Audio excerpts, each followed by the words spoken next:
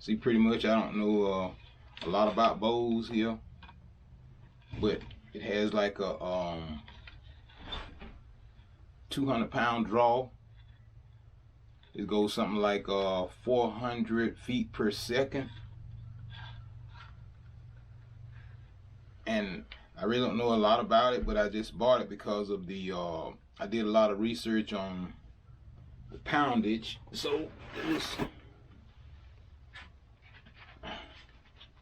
it was pretty good for the I'm just looking at the feet per second and the poundage of the bows. So this is what it comes with. It comes with